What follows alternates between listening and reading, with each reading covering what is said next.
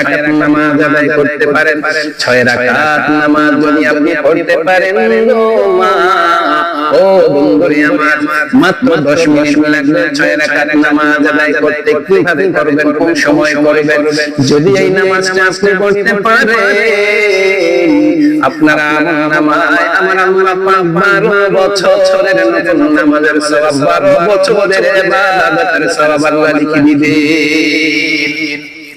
সেই আমলটা কেমনে করবেন? সেই আমলটার নাম হচ্ছে, সেই নামাজটার নাম হচ্ছে আওয়াবিন নামাজ। আপনারা অনেকেই জানেন না, আবার অনেকেই জানেন মাগরিবের নামাজের পরে, মাগরিবের নামাজ যখন শেষ হয়ে যাবে, মাগরিবের নামাজের মুসল্লায় বসে 2 রাকাত করে 6 রাকাত নামাজ পড়বেন, যেটাকে আওয়াবিন নামাজ বলা হয়।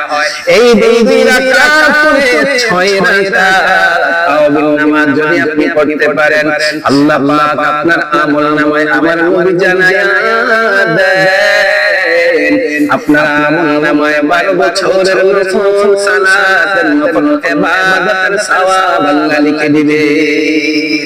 এই মুসলমান ইমানদার শবে বরাত চলে আসছে, আর মাত্র 2 দিন আছে শবে বরাত। এই শবে বরাতের আগে আল্লাহর দরবারে কান্নাকাটি করে নেন, তওবা করে নেন, তওবার দরজা খোলা আছে।